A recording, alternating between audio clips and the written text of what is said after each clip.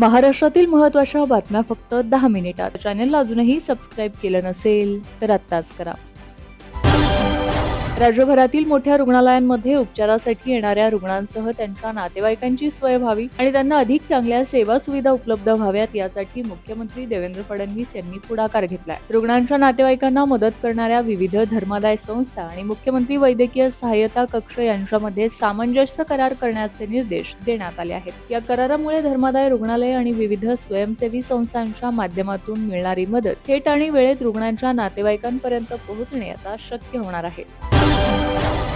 मोठी बातमी समोर येत आहे. आज महायुतीच्या समन्वय समितीची वर्षा निवासस्थानी महत्त्वाची बैठक पार पडणार आहे. या बैठकीमध्ये विविध विषयांवर चर्चा होण्याची शक्यता आहे. आज संध्याकाळी 7 वाजता मुख्यमंत्री देवेंद्र फडणवीस यांच्या वर्षा निवासस्थानी ही बैठक पार पडणार आहे. या बैठकीला मुख्यमंत्री देवेंद्र फडणवीस, उपमुख्यमंत्री सुनेत्रा पवार आणि उपमुख्यमंत्री एकनाथ शिंदे हे उपस्थित असणार आहेत. तसेच या बैठकीला समन्वय समितीचे इतर सदस्य देखील उपस्थित राहणार आहेत. दरम्यान या बैठकीमध्ये महामंडळाच्या अंतिम वाटपावर चर्चा होणार असल्याने या बैठकीकडे सर्वांचं लक्ष लागलंय. महामंडळाबाबत नेमका काय निर्णय होणार हे पाहणं आता महत्त्वाचं ठरणार आहे.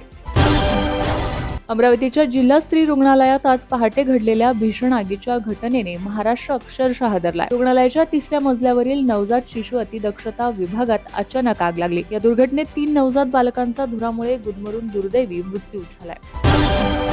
एकीकडे शिवसेना पक्ष आणि चिन्ह कोणाचं यावरून राज्यातील राजकारण तापले असतानाच धाराशिवमध्ये ठाकरेंना मोठा धक्का बसलाय. काही दिवसांपूर्वी 10 नगरसेवकांनी साथ सोडत भाजपमध्ये प्रवेश केल्याची घटना ताजी असतानाच ठाकरेंच्या बड्या नेत्याने आपल्या प्रमुख पदाधिकारी आणि समर्थकांसह एकनाथ शिंदेंच्या शिवसेनेत प्रवेश केला. ठाकरेंच्या शिवसेना उद्धव बाळासाहेब ठाकरे पक्षाचे उपजिल्हा प्रमुख चेतन बोराडे यांनी आपल्या पदाचा तडकाफडकी राजीनामा देत धनुष्यबाण हाती घेतलाय. त्यामुळे आता ठाकरेंना मोठा धक्का बसल्याची चर्चा सुरू झाली असून धाराशिवमध्ये शिंदेंच्या शिवसेनेची ताकद आणखीनच वाढणार आहे.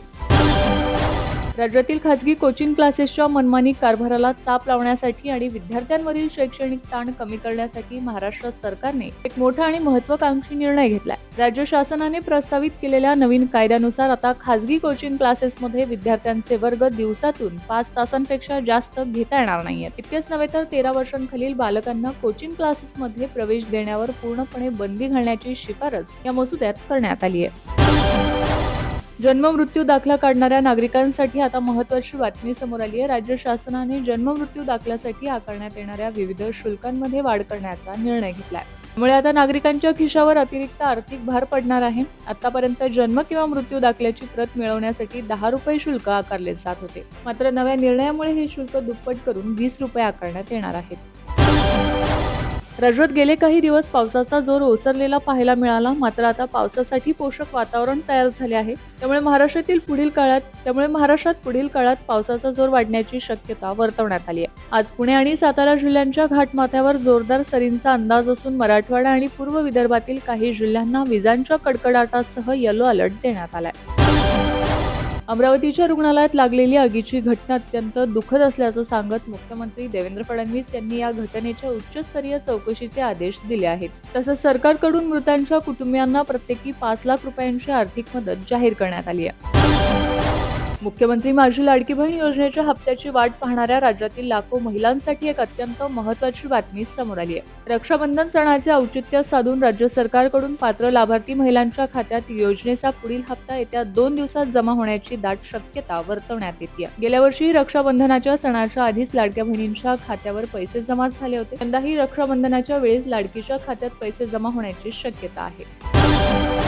गणेश उत्सवाला अवघे काही दिवस शिल्लक असताना भुलेश्वरमध्ये आगमन सोहळ्यात 22 फूट उंच गणेश मूर्ती अचानक कोसळल्याने 2 जणांचा मृत्यू झाला आहे तर 5 जण जखमी झाले आहेत. जखमींमध्ये 2 लहान मुलांचाही समावेश आहे. या घटनेमुळे पुन्हा एकदा उंच पीओपी मूर्तीच्या सुरक्षिततेचा मुद्दा चर्चेत आलाय.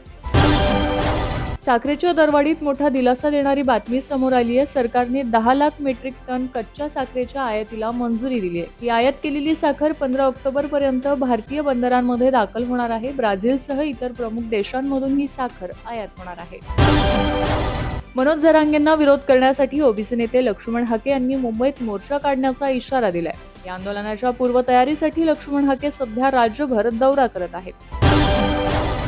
राज्यातील ग्रामीण व जिल्हा रुग्णालयांमध्ये दर्जेदार आरोग्य सेवा देण्यासाठी सार्वजनिक आरोग्य विभागाने नवीन मानके निश्चित केली आहेत. यामुळे आता ग्रामीण रुग्णालयांमध्ये फिजिशियन, सर्जन आणि बालरोग तज्ज्ञ सारखे तज्ज्ञ डॉक्टर उपलब्ध होणार असून उपचारासाठी मोठ्या शहरांमध्ये जाण्याची गरज आता टळणार आहे. आर्टिफिशियल इंटेलिजन्सीमुळे जगभरात नोकऱ्यांवर गदा येईल अशी भीती व्यक्त केली जात असतानाच भारतातील IT उद्योगात मात्र एक विचित्र आणि नवा ट्रेंड पाहायला मिळतोय. जपानी वित्तीय संस्था नोमुराच्या ताज्या अहवालानुसार AI मुळे भारतातील नोकऱ्या नष्ट होण्याऐवजी नव्या संधीची निर्मिती अधिक वेगाने होत आहे. मात्र या तांत्रिक बदलाचा सर्वात मोठा फटका नवख्या उमेदवारांना बसत असून कंपन्यांमध्ये अनुभवी आणि वरिष्ठ कर्मचाऱ्यांची मागणी अचानक वाढली आहे. रविवारी रात्री ज्येष्ठ नेते शरद पवार आणि प्रदेशाध्यक्ष जयंत पाटील यांच्यात एक महत्त्वपूर्ण बैठक पार पडली. या बैठकीत दोन्ही राष्ट्रवादी पुन्हा एकत्र येण्याबाबत अतिशय महत्त्वाची चर्चा झाल्याची राजकीय वर्तुळात जोरदार चर्चा सुरू आहे.